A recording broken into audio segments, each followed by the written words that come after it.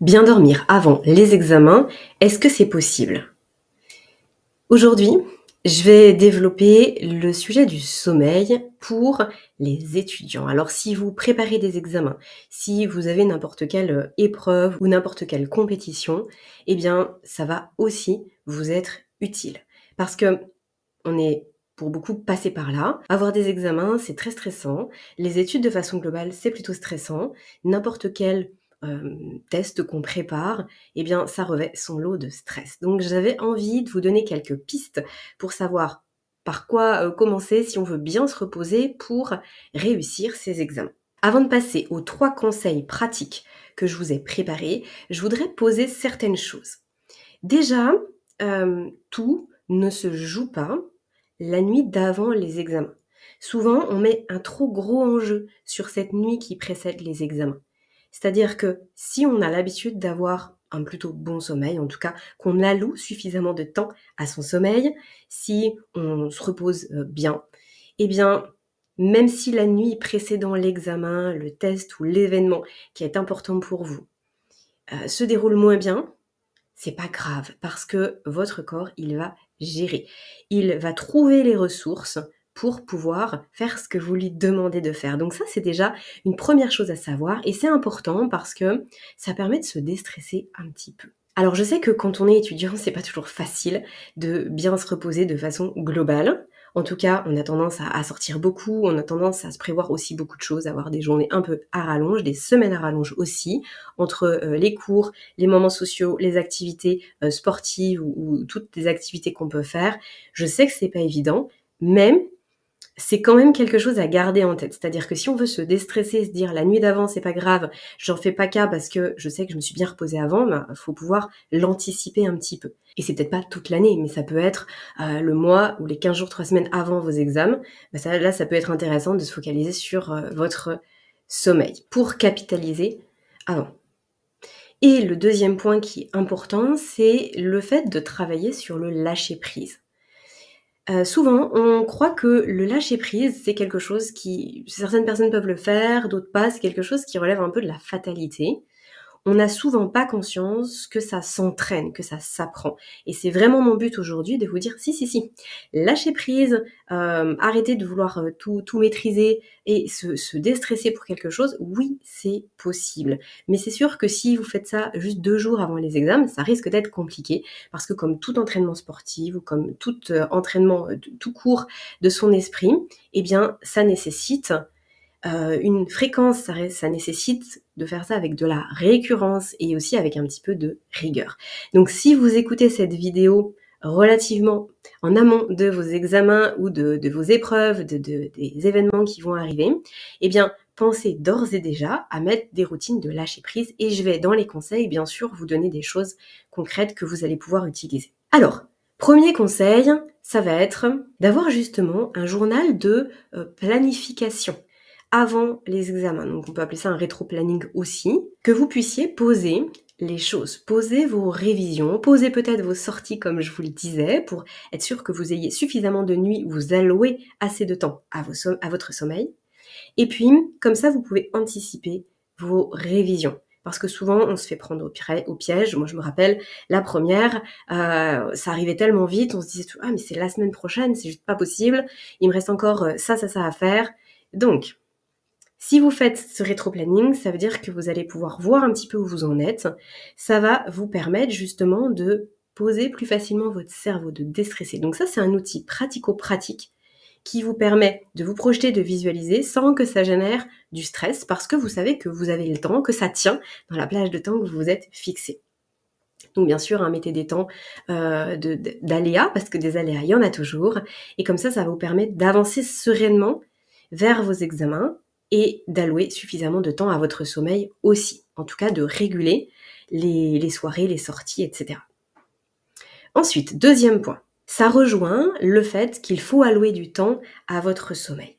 Souvent, et justement avant les examens, et surtout si on est un peu à la bourre, on a tendance à bachoter à fond. On bachote le soir, on essaye de réviser un peu tout le temps.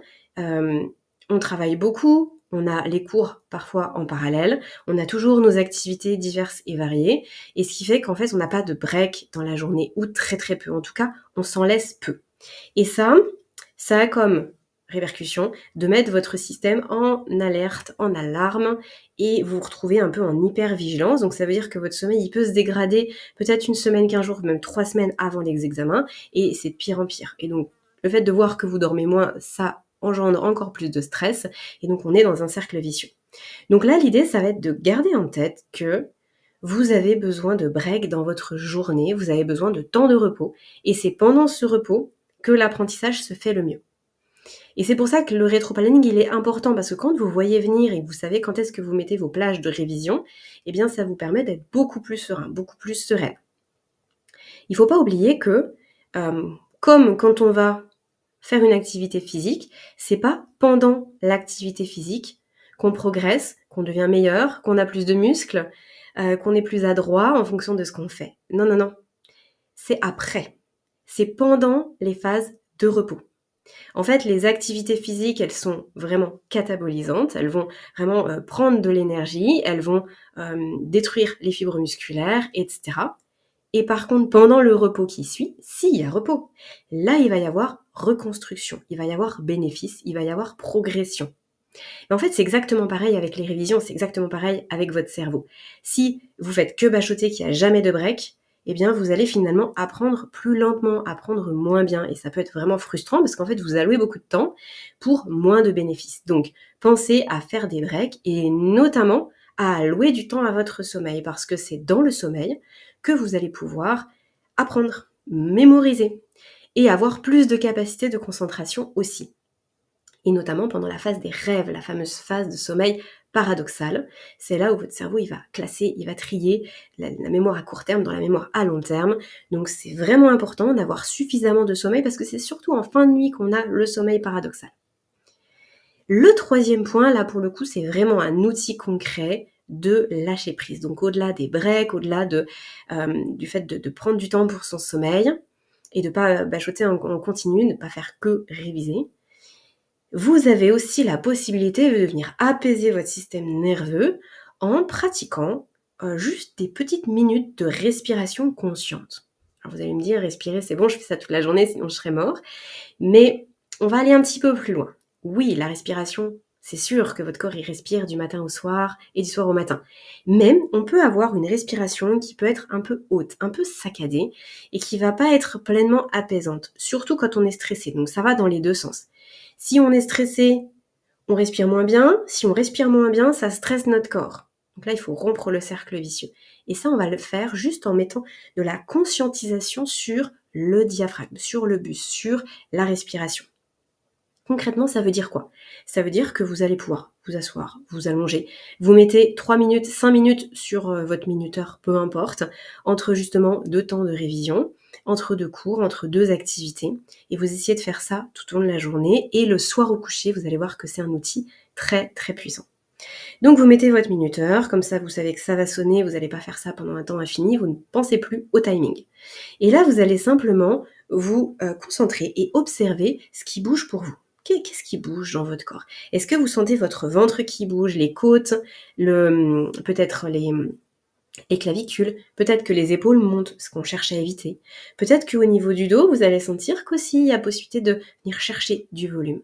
Et c'est ce qu'on va faire, venir chercher du volume, parce que dans cette amplitude, dans cette lenteur et dans cette profondeur de la respiration, eh bien, il y a de l'apaisement. Le diaphragme, c'est un endroit qui est vraiment très stratégique, on va dire. C'est par là que passe le nerf vague, notamment, qui est propice à l'apaisement lorsqu'on sait le stimuler correctement. Et donc, vous allez pouvoir apaiser tout votre système. Vous allez vous calmer. S'il y a des crises d'angoisse, c'est extrêmement utile. Si vous sentez que vous avez accumulé trop d'anxiété, c'est très utile aussi. Vous allez sentir que votre corps, il redescend. Il est un peu comme dans du coton. Donc on vient observer cette respiration. On vient essayer de rendre l'expiration la plus lente possible, mais sans se forcer. Pareil pour l'inspiration, on ne se force pas. Simplement, on conscientise ce qui se passe. les yeux fermés et vous pouvez rajouter à ça, surtout si vous avez les yeux fermés, vous pouvez rajouter à ça de la visualisation. Ça veut dire quoi? Ça veut dire que vous allez visualiser l'air qui rentre et qui se diffuse partout dans le corps. Et puis pareil, quand il repart, on peut l'imaginer aussi. Et ça, cette visualisation, elle est très puissante parce que ça vous oblige à connecter avec le curseur de votre attention à tous vos membres en fait, des pieds aux jambes, aux bras, à la tête, au dos, etc. Et ça vous ramène dans le moment présent. Et donc c'est apaisant, ça évite de ruminer, de cogiter et de se stresser. Et ces minutes que vous économisez où vous n'êtes pas dans le stress, elles vont apporter beaucoup de ressources à votre corps. Et encore une fois, c'est un outil, donc là je reprends ce que je vous disais en début de vidéo, c'est un outil qui, si on l'utilise régulièrement, va être de plus en plus puissant et va apporter ses bienfaits de plus en plus rapidement. Donc il ne faut pas hésiter à faire ça plusieurs fois par jour, régulièrement, et comme ça, pour vos examens, vous allez être au top de votre calme et de votre apaisement. N'oubliez pas de liker la chaîne, de vous abonner si vous appréciez le travail que je vous propose. Et avant de partir, chose très importante, allez voir dans la description de cette vidéo parce que je vous ai mis une fiche bonus où vous allez retrouver 3 conseils supplémentaires qui vont vous permettre de mieux gérer votre repos et votre sommeil avant les examens pour les réussir le mieux possible. À bientôt.